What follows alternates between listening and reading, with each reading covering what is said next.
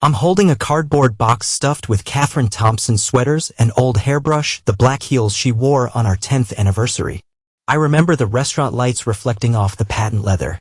Now the shoes rattle around in this box with receipts and photos, dust mixing with the smell of stale perfume. My hand trembles. It feels like I'm carrying the remains of a marriage. Strange how light it all is. I try to set the box down gently on the kitchen table, but the corner catches on my belt and everything inside tips. A framed picture slides out. It's the two of us in front of our first house, all bright eyes and newlywed glow. I'm kneeling, holding her close, and she's leaning in with that laugh, head tossed back, hair bouncing. I slide the photo back in, swallow hard, and force myself not to linger. It's eerily quiet here now. No hum of the TV she'd leave on for background noise. No faint pop music from her phone. Just me and the flicker of the overhead light. My mind's a mess. One second I'm raging, the next I'm nauseous. But mostly I'm numb. That's the scariest part. I can't trust any thought that forms in this tornado. I smell her perfume on the edge of a scarf, a sweet floral she was always so proud of.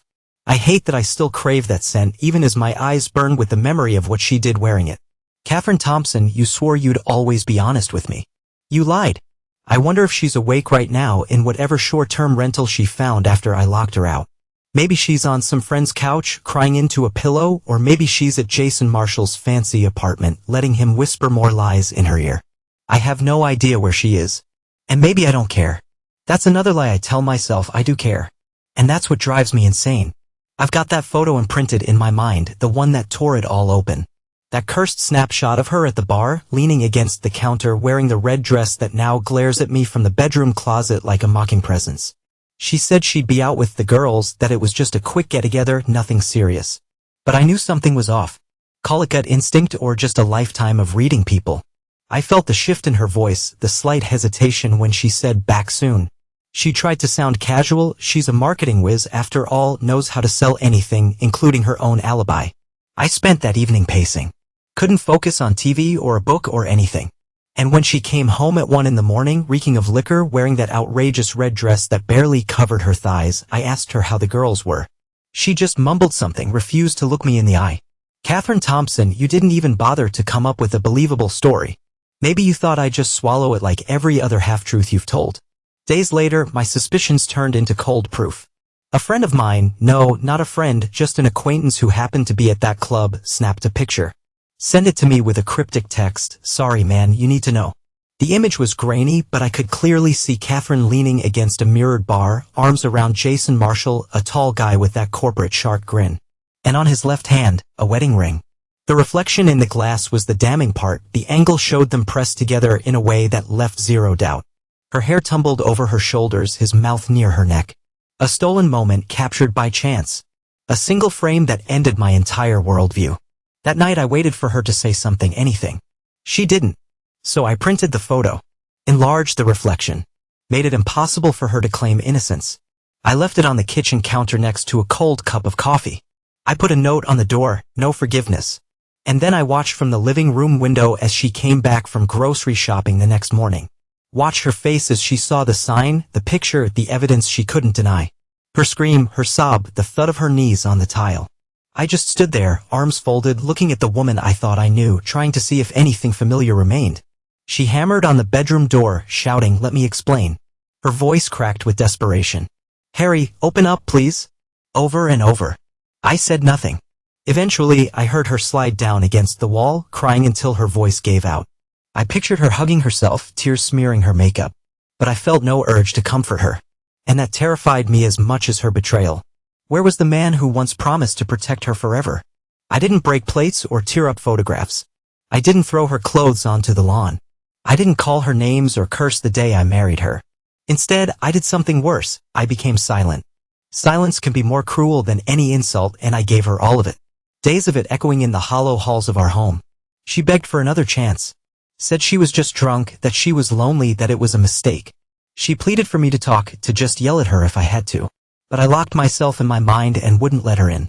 The next day, I changed the locks, told the locksmith not to make a spare. I kept my phone number, though she could see me living my life without her. Let that be her punishment. At dawn I run. It started as an escape, a way to outrun my thoughts. Now it's a ritual. Each mile is Catherine's name, heavy on my tongue at first, then lighter with each step. I run until my lungs burn, until the early morning light washes over the houses that all look the same in the suburb, until I can almost convince myself that I'm free. On the 5th day of our silent war, I woke up and found a note from her slid under the door. "Please, let's talk." "I'm sorry." I tore it into strips, not reading past the first sentence. My throat felt tight. "Harold Thompson, you're better than this," I told myself. But I wasn't sure if that was true. All I kept thinking was, if she's capable of this, how much of our life was real? Did she ever love me, or was it just the convenience of living with a stable paycheck and an easily manipulated husband? That's the real torment, the question of what was true and what was a lie. The notion that everything we built could vanish because she got bored and found excitement in another man's arms. I remember the night she came home in that red dress vividly. The living room lamp was dim. A faint smell of whiskey rolled off her, and a louder smell of something else, cologne I didn't recognize. She stumbled on her heels. Each step thudded against the hardwood like a judge's gavel. I asked, "Where have you been?" My tone calm, but inside I was a storm. "Out," she said curtly, not even meeting my gaze. I asked, "With the girls?" She nodded too quickly, dropped her purse on the couch. I noticed her smudged lipstick, the flush on her cheeks. For a second I wanted to reach out and wipe that smear away like an innocent smear of chocolate. But the color was too bright, too telling. I turned and walked to the bedroom, leaving her alone with her secrets. Next scene, she's on the other side of the bedroom door, voice muffled. "I made a mistake. Harry, open the door. I'm begging you." I press my forehead against the wood. The sense of suffocation is overwhelming. One part of me wants to fling the door open and demand answers, scream in her face, crush her with my fury. Another part, an older, deeper part, wants to hold her and say, "We'll fix this." But I'm paralyzed. The doorknob rattles as she tries to open it. I keep it locked. She sinks down again. I can almost hear her tears hitting the floor. The air is stale with regret. Jason Marshall. I'd heard his name in passing, some big-shot finance guy, from what she'd said. We never invited him over, at least she never told me we did. Yet he turned into an invisible wedge, prying us apart. He's married, apparently. That ring on his finger in the photo was proof. I guess I should resent him. But in some twisted way, I feel a kinship to that poor woman who's waiting for him at home. She's in the same boat as me. She might not even know. The thought of that makes my stomach turn. Are we both in the dark, or does she also have a stack of damning photos? Some nights, my mind conjures images of them entangled, her in that red dress, him pressing her against a wall, his hands roaming places once sacred to me. It's a torture reel repeated in the theater of my skull. My chest tightens, my breath becomes shallow, and I want to punch a hole in the wall. But I don't. I just lie there in bed, staring at the ceiling, letting the anger burn through me like acid. "Catherine Thompson, did you ever think of me while you let him kiss your neck?" It's been 2 weeks since I last spoke to her face to face. 2 weeks of battered silence. She tries to call me sometimes, leaves voicemails. "Harry, please. I'm worried about you," or "I miss you," or "I'm at my parents' house, can we talk?" I don't pick up. I can't. My anger hasn't cooled. If I hear her voice, I'll crack. And I don't know if that crack will let in forgiveness or more hatred. I jog every morning, letting sweat wash away the night's restless dreams. I drive to work, attempt to focus on logistical spreadsheets, shipments, deadlines. Sometimes I catch my reflection in the glass windows at the office, a tall, stooped figure with dark circles under his eyes. A man who once had everything under control and now can't keep a single thought from fracturing. People at work notice I'm not the same. My boss corners me gently, asks if everything's okay at home. I force a polite smile and say, "Yeah, just a rough patch." They wouldn't understand. They see me as this methodical, capable manager who rarely falters. They don't see the swirling chaos behind my eyes. My performance is slipping. My subordinates approach me with questions I normally could answer in my sleep, and I find myself staring blankly. Catherine used to say I was unstoppable at the office, that I commanded respect. Now I feel like a fraud. Everything I built was anchored in the security I felt at home. With that gone, I'm drifting. I come home to find a single rose pinned to the front door with a note in her handwriting. "We need to talk. Please. KT." The smell of the rose is surprisingly strong. I stand there for a few moments, letting the cold air nip at my cheeks, my breath forming small clouds. I yank the rose off the door and toss it into the bushes. The note I slip into my coat pocket without reading further. I'm aware of the neighbors watching from behind curtains. Gossip travels fast in these suburbs. The poor Thompsons, trouble in paradise. Let them talk. Inside, the house is a tomb. The echo of my footsteps on the hardwood floors reminds me how empty it is. I flick on a lamp. A swirl of dust motes circles the bulb, dancing like specks of memories in the stale light. I close my eyes. I can still picture her sitting at the kitchen counter, sipping coffee, smiling at me over the rim of the mug. When I open my eyes, the stool is empty and the only sign of life is the hum of the refrigerator. That's what I've been reduced to. I decide I need a distraction. I rummage in the bedroom closet, find the old photo album from our early days. My fingers brush each page, honeymoon pictures in Hawaii, graduation pictures from her marketing degree, me in a cheap suit for my cousin's wedding, her leaning in, shining with pride. I slam the album shut. This nostalgia is poison. I walk to the closet. The door creaks. There's that red dress, the one I now consider a symbol of betrayal. Funny how a single piece of fabric can hold so much power. I feel a surge of anger. I want to rip it to shreds. But I don't. Instead, I yank it off the hanger, ball it up, and toss it in a plastic bag. I put that bag in the trash bin outside. Maybe that's a small victory. But it doesn't feel like it. My hands are shaking. A memory surfaces, the first time I saw Kathryn Thompson in red. It wasn't that particular dress, but a blouse at a family gathering. She looked radiant, full of life. She laughed with my mother about something silly, her cheeks glowing. That color used to be my favorite on her. Now it's a cursed sign of everything gone wrong. I rummage through the fridge, find nothing but leftovers and half-empty containers. Everything's been neglected lately. I realize I've lost weight, my belt is on a tighter notch. Food just doesn't appeal to me. The only thing that seems to fill me is anger. And even that's starting to feel hollow. I slam the fridge shut and stand there, heart thudding in my ears, feeling the cool breeze from the vent brush past my ankles. I sense her absence everywhere. In the silence, in the dust, in the empty dining chair. The overhead light flickers. Great, now the bulb is dying too. It's nearly midnight when I decide to check my phone. 20 missed calls. 9 from unknown numbers, probably her using friends' phones, and 1 from her direct cell. A text, I understand if you hate me. I hate myself. Please, let me talk to you. Another, staying at my parents'. They want to reach out. I told them not to. I'm so sorry. I toss the phone on the couch, rub my face with both hands. My breath comes in short gasps. I realize my chest is tight again. The living room spins for a moment. I force a slow inhale, counting to 5, then exhale. The wave passes.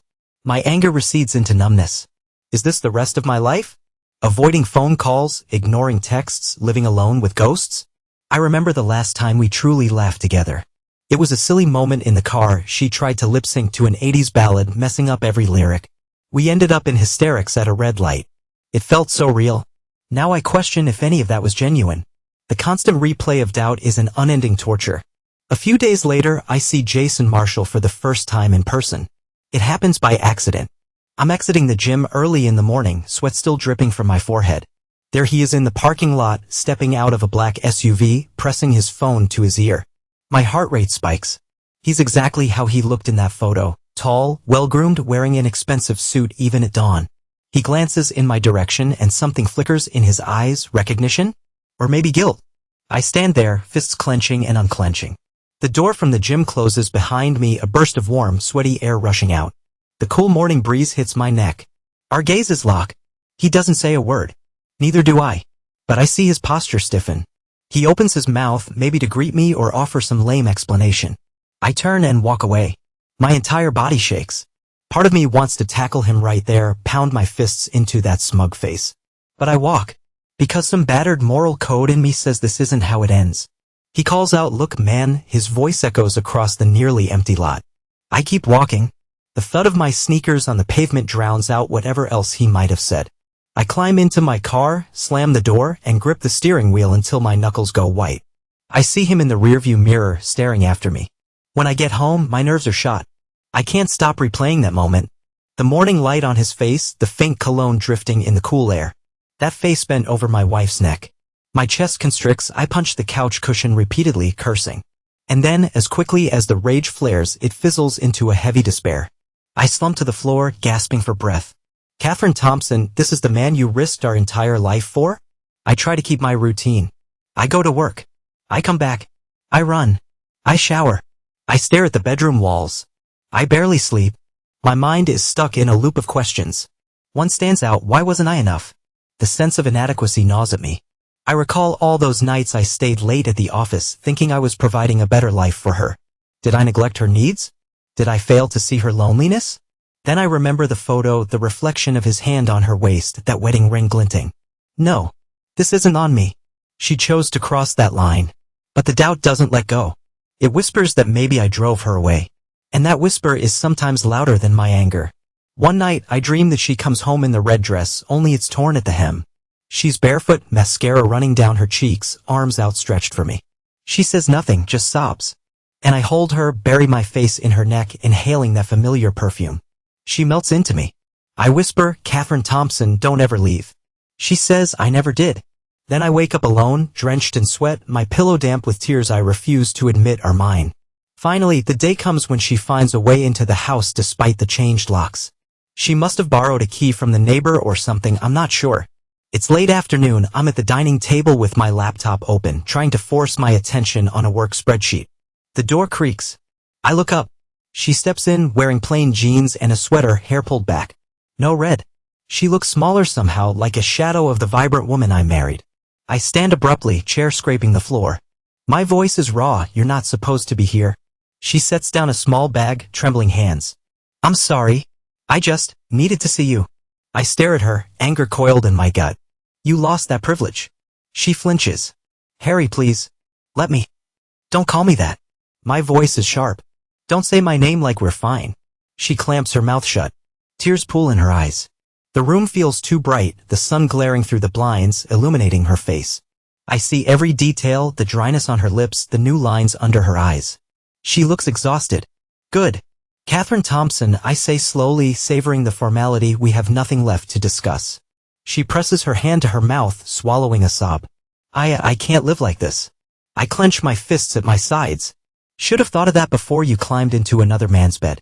Her face twists in anguish. "It wasn't, we didn't," she stops. Shakes her head. "I kissed him.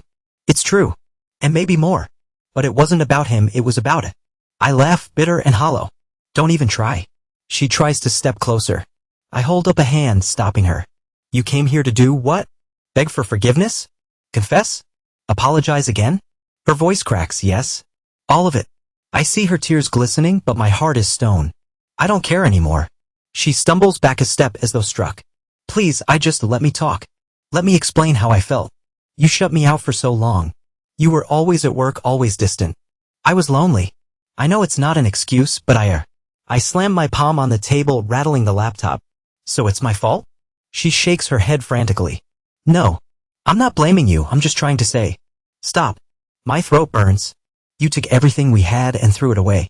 You think some half-baked excuse makes this better?" She sobs into her hands. The air feels thick. My heartbeat pulses in my ears. I want to stay angry, but a flicker of pity seeps in. I stuff it down. "You need to leave." My voice is low. "There's nothing here for you." She stares at me, heartbreak etched on her face. "Harry, I love you. I made the worst mistake." "No." The word echoes off the walls. "That word means nothing coming from you now." She wipes her tears with the back of her sleeve. "What do you want me to do?" I bite back the rush of words. "Suffer. Hurt. Feel what I feel." Instead, I keep it simple. "Go." She trembles. "I have nowhere. Not my problem," I cut in. My chest tightens with guilt for being so cold. But the memory of that picture, that red dress, steals me. "Catherine Thompson, you made your bed. Now lie in it." She picks up her bag, tears rolling silently. For a moment, I think she might drop to her knees again. But she just nods in defeat and slips out the door. It closes behind her with a soft click. I exhale a breath I didn't realize I was holding. My vision blurs, but I don't cry. I don't cry. The next morning, the neighbors watch as I drag a large cardboard box filled with more of her things to my car. Maybe they think I'm returning them to her. Maybe they think I'm just doing some spring cleaning. I can almost taste the pity in their stares. I drive to a self-storage facility and rent a small unit. I place the box inside, along with other reminders, photos, souvenirs, the plates we bought on vacation. One by one, I pack away the life we shared. The echo of the metal door slamming shut resonates through my bones. It's as if I'm entombing our history. As I leave, a wave of nausea hits. I lean against the car for a moment, gulping air. The sky is a dull gray, a cold wind snapping at my jacket collar. My reflection in the car window looks older, more worn. I feel a surge of emptiness so vast it nearly swallows me. On the third week, she tries again to contact me, this time from a new number. Her text, "Can we talk for 5 minutes? I have something important to say." I ignore it. She tries again, leaving a voicemail. Harry, please, don't hang up, just listen. I'm not with him. I never was. It was a stupid mistake. I'm sorry. I want you to know I'm leaving Chicago. I can't stay here. I just want you to hear me out before I go. Please. I don't respond. My mother calls me that evening, says Catherine Thompson spoke to her. She's concerned. She says Catherine sounded desperate. I grind my teeth, wanting to yell at my mom for letting Catherine dump her sob story. But I can't do that. My mother's innocent in all this. She's been trying to apologize, Mom says gently over the phone. Maybe you should hear her out. You might. I cut her off, no? Mom, please stay out of this.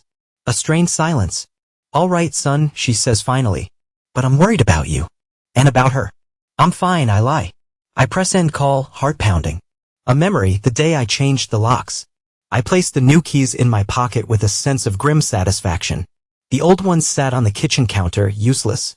She had looked at them with dread. Harry, you can't shut me out forever, she said, tears brimming. I didn't answer. I just watched her gather a few clothes, stuff them into a bag, and walk out. She paused at the threshold, turned as if she had more to say. My silence answered her. That final click of the door was both relief and heartbreak. And I've been living with the echo ever since. The next week passes in a fog. My runs are the only thing that keep me going. I push myself harder, longer distances, faster pace. Each mile I chant her name in my head, then reject it. It's a strange punishment for myself, reliving the betrayal step by step. Yet it's cleansing in some twisted way. My ankles ache, my lungs burn, but I keep going until I can't think of anything except the next breath. At work, I'm told I haven't used vacation days. My supervisor suggests I take them. I know why, my performance is slipping and I'm a liability right now. Fine. So I take a week off. No plan, no place to go, just me at home in a silent battle with my thoughts. I rearrange furniture in the living room, trying to exorcise her presence. She always wanted the couch near the window. I move it to the other side. The difference is minimal, but at least it feels like I'm reclaiming territory. I find an old bottle of whiskey in the cabinet left over from a holiday party. I consider pouring a glass, but something stops me. Maybe I'm afraid of what I'll become if I start drinking alone. That's the same night I find the folder on my laptop with pictures from our anniversary trips. I nearly delete them all in a fit of rage, but I can't. Not yet. So I store them on an external drive, stashed in a drawer. Out of sight, but not gone. And I realize that's how I feel about her, out of sight, but not gone. Eventually, the day arrives when she calls me again. I'm about to tap decline when a sudden urge makes me pick up. My voice is quiet. Yes. I hear her inhale sharply. Harry. Oh God, you answered. I swallow, my throat tight. What do you want? A trembling exhale. I'm leaving town. I wanted to hear your voice before I go. I'm so sorry. You have every right to hate me, but I love you. My heart clenches. I can't find words. I hear the traffic in the background, maybe she's near a highway. I'm not doing this for you, I finally say. I needed to know if you were okay. She lets out a tearful laugh. I'm not okay, but I'll survive. I deserve this. I close my eyes. Why'd you do it? A pause so long I think the call dropped. Then, I was lost. I needed something to feel alive. And I was an idiot. I thought. I don't know. I can't justify it. A wave of sadness hits me. Well, congratulations. You got your new experience. She sobs. I'd give anything to take it back. My vision blurs with hot tears I refuse to let fall. Too late. I know, she whispers. Harry, I just want you to know that I never stopped loving you. I was foolish, I can't breathe. My chest is locked. I rasp, don't call me again. Then I hang up. The phone slips from my hand. My entire body shakes with the force of suppressed grief. For a moment, I think I'm going to pass out. I sink to the floor and stare at the wall until darkness falls. Days blur into each other. The hush in the house is oppressive. I catch myself looking at the door, half expecting her to walk in with groceries or a bright smile. I keep telling myself that I'm better off alone. That she betrayed me, so she deserves nothing. And maybe that's true. But the loneliness weighs 1,000 pounds. I start sleeping on the couch, the bedroom too full of memories. In the early hours of the morning, I think I hear her voice calling my name from down the hall. I jolt awake, heart pounding, only to find emptiness. A chill creeps through me. I bury my face in my hands, ashamed of how broken I feel. One evening, I decide to drive out, get some fresh air. I end up near the old club where she met him, or at least where that damned photo was taken. The neon lights flicker and music throbs from inside. I park across the street, watch the line of people waiting to get in. Young folks in flashy outfits, laughter, and possibility. All the energy I lack right now. I imagine her inside, pressed against Jason Marshall. My fists clench the steering wheel. This place is the cradle of my nightmares. I consider going in, confronting my demons. But the idea of stepping onto that dance floor, seeing couples wrapped in each other's arms is too much. Instead, I peel out of the parking lot, tires screeching. My heart hammers, my veins pulsing with the surge of adrenaline. The city lights blur around me as I drive aimlessly, weaving through traffic. Eventually, I end up on a quiet road by the lake. I park and get out, letting the cold breeze from the water slap my face. Why am I here?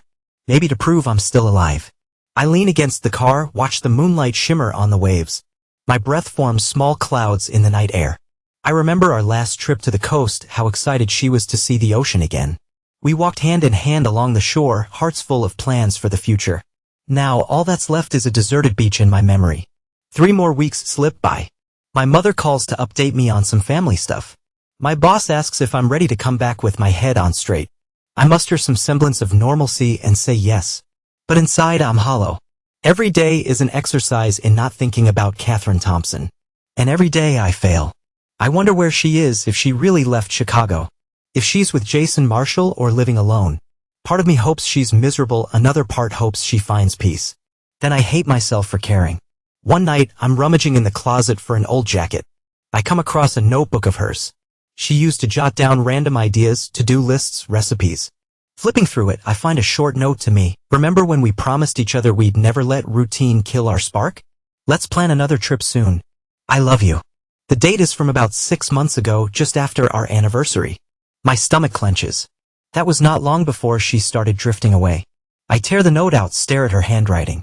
My fingers tremble. I rip it into tiny pieces, letting them scatter on the floor. The sight of the pieces drifting like confetti is oddly final. But the emptiness inside me remains. At some point, I realize I have to do something, anything, to reclaim my life. I can't wallow in this limbo forever. So I call a lawyer, ask about the divorce process. The conversation is grim but clarifying. Terms like marital property, irreconcilable differences swirl in the air. The lawyer's tone is dispassionate, businesslike. It feels so cold to reduce love and betrayal to paperwork and legal jargon. But maybe that's what I need. Some structure, some path out. He asks if I've spoken to her about it. I say not really. He suggests I do, or at least have her served. My stomach knots at the thought. My lips feel dry. I'll think about it, I say, and hang up. That night, I pace the living room for hours. Scenes flash in my mind. Our wedding day, her radiant smile, my father's proud handshake. The honeymoon, her leaning on my shoulder under a tropical sunset. Our first apartment, tiny, chaotic, full of laughter. Then the bitter recollection of that red dress, her stifled moan as she snuck back in. My fists tighten. My chest hurts like I'm having a heart attack. But I keep pacing, forcing breath after breath. A letter arrives in the mail. No return address, but I recognize the handwriting immediately. My first instinct is to toss it unopened. But I can't. I tear the envelope carefully. Inside is a single page. She writes that she's moving to a different state, staying with a friend until she can get a job. She says she understands I'll never forgive her. She wants me to know she's sorry, that she hates what she did, that she'll sign any divorce papers I send. There's no mention of Jason Marshall. She ends with, I pray you find peace and happiness again. I wish I could take back everything, but I can't. If you ever need me, you have my number. I'll never change it. I love you. Catherine Thompson. My hands shake as I read. Her words stir a swirl of anger, sorrow, and a strange pang of regret. I fold the letter and place it in the box with her belongings. Then I carry that box into the garage and shove it in the corner. I shut off the light and walk away, leaving it to gather dust next to old paint cans. Time crawls forward. My runs become longer, more punishing. At the office, I bury myself in work, staying late just to avoid the empty house. Gradually, I notice I'm able to go hours without thinking of her. Then entire days. The wounds remain, but they scab over into numb acceptance. Life goes on whether I want it to or not. Some nights, I still dream of that red dress, see it fluttering around her ankles as she dances with a man who isn't me. But the vividness fades. I wake up less drenched in sweat. My therapist, yes, I finally saw one, says I'm making progress. She urges me to express my feelings, to let myself mourn. I do, in small increments. Each time, I feel a piece of the weight lift. Months pass. Seasons change.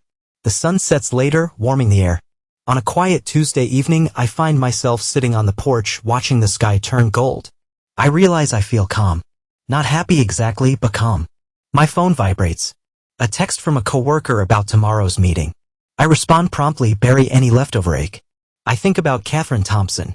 She's probably hundreds of miles away by now. A fleeting image of her crosses my mind, her laugh, the tilt of her head. I let it come, then let it go. When I stand, I notice a small spider spinning its web near the porch light. A tiny, meticulous process, weaving each strand.